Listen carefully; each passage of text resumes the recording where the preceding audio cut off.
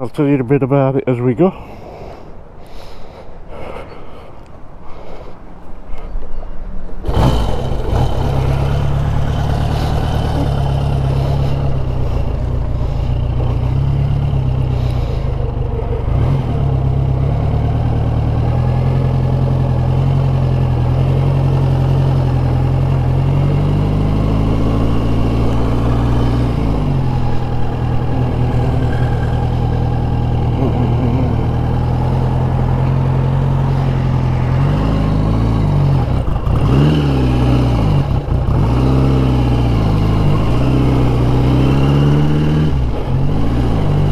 A bit cold is old lass. I think I've got choke off a bit sharp.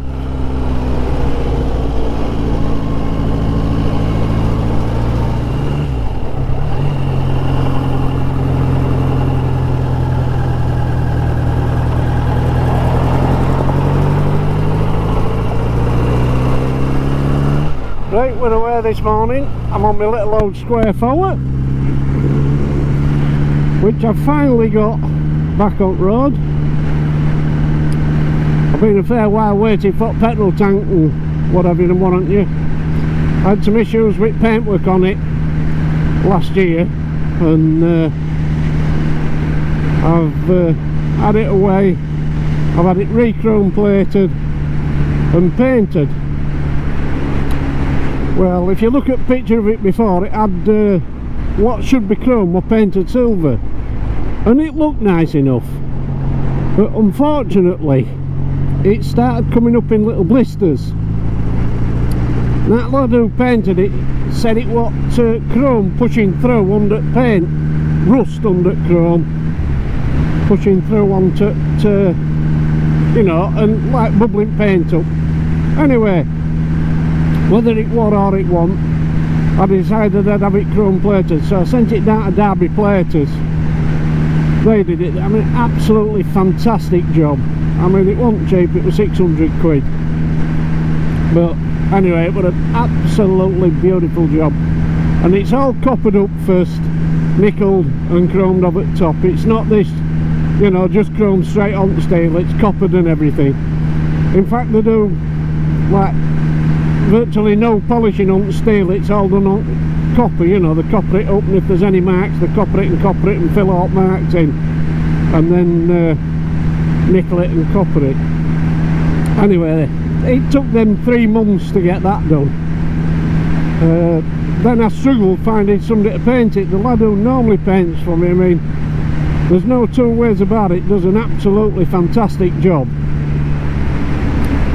But he'd not done paintwork on chrome before, so he was a little hesitant, and I was a bit, well, it's nice to know when you spent 600 quid that whoever's doing it's gonna do a good job. Anyway, somebody recommended somebody to me, and I went and saw him, and it's from out near Melbourne. I just know him as John Painter, like, but anyway, he painted it. I mean, he's done an absolutely stunning job. I can't complain about job. Well, I can, I'm a Yorkshireman, I can complain about price. He charged me 400 quid to paint it, so this tank's got 1,000 quid in it, which I'm a tight ass Yorkshireman and I can't get over that rate easy, but it is what it is. But it's nice to be back out on it. It's a absolutely lovely bike to ride. No shuffle gearbox about or any of that sort of stuff. And anyway, I've just put this little clip on what petrol tanks look like, and you see what you think. This is just to show you what my new tank looks like, and when I say new I should say refinished tank. Been away, it's been plated and repainted. I think he's made a pretty nice job on it.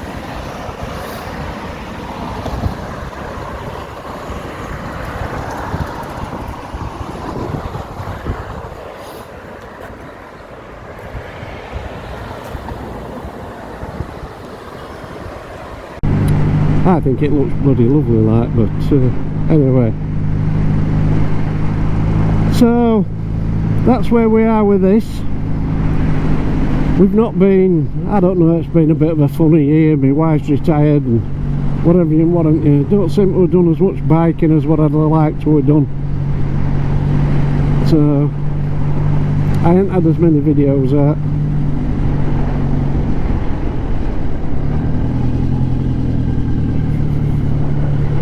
No signal, no jack shit.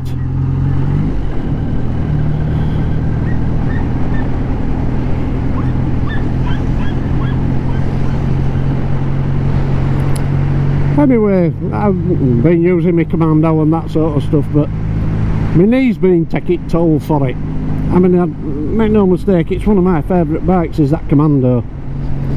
But it murdered. I've got a bit of a, I don't know, gammy ankle. I suppose it'd be arthritis or something at my age. But anyway, knocks hell out of my ankle and my knee. And I saw electric start one on net. Cheap enough. Well, I thought it was alright for what it was. Anyway, it's out of Minnesota, so I bought it anyway. It made a bit of a ugly looking thing. I'll just bob you this quick picture on.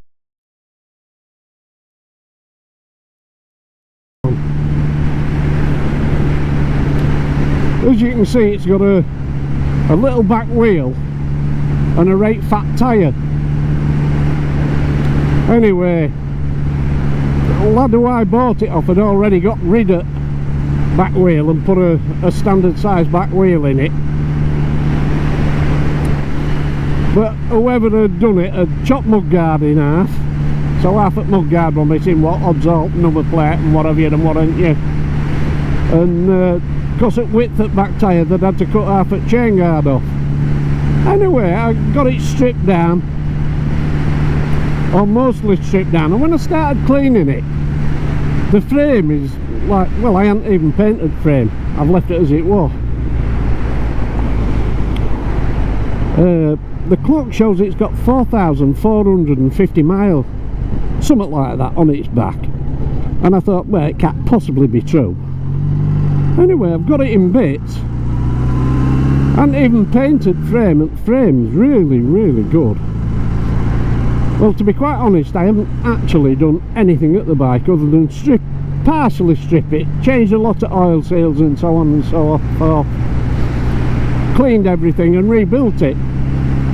I've had to paint the tank because that were painted in something like a matte silver, looked like that aluminium silver paint what you used to get years in. Bloody horrible. Anyway, the lad who I got it off, I got the paperwork from Andover Norton, the factory records, and it left the factory. I believe it says up paperwork mainly white. So I've done it that white with a blue and red stripe. That's how I've done it. Anyway, I'll put you the picture of it now, painted it, and say what you think.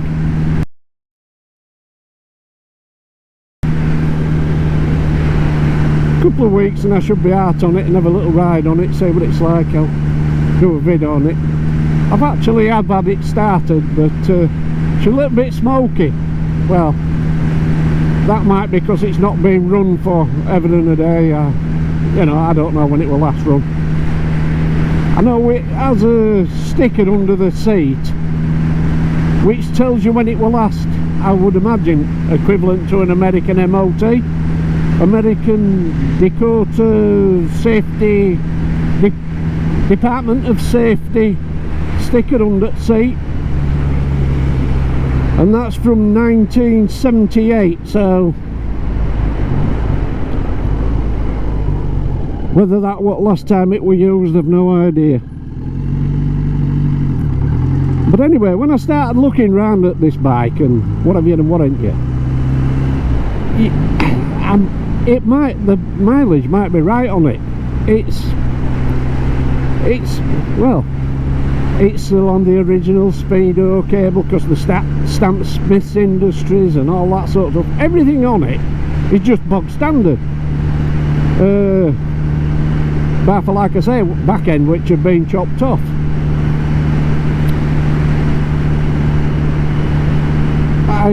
I changed the isolastic bushers, and even when I took them out, they were just like brand new. It's like nothing's been used on it. You know, you normally see corners of bolts what's been chewed up a little bit and such as that, but there ain't any of that. Hey up. You see little squirrel making a run across road.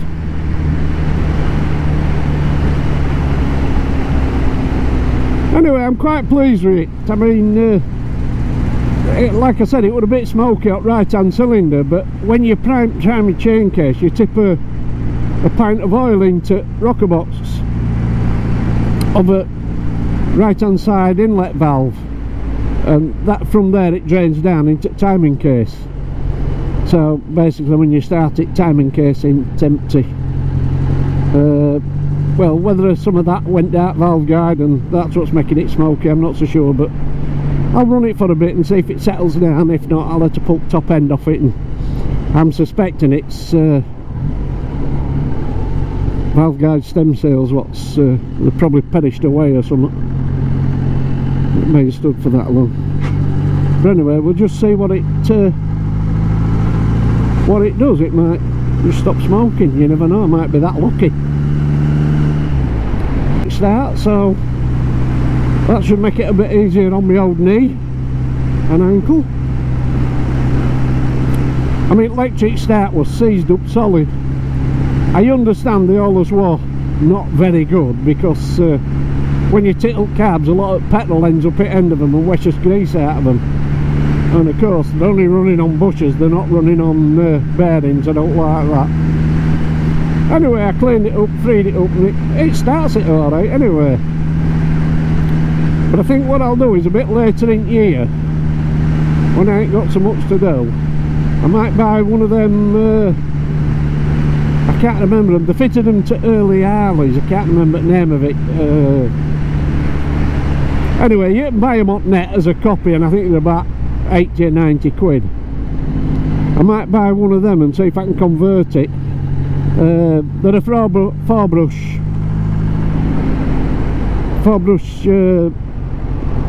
starter as opposed to two brush.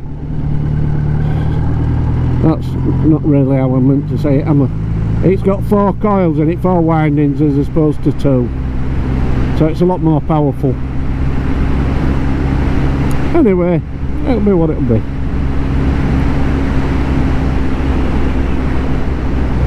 And I suppose you can guess this morning I'm just off to Squires and have a pot of tea, and then my missus is following me on her little Honda, so we're going to go out for a little ride round.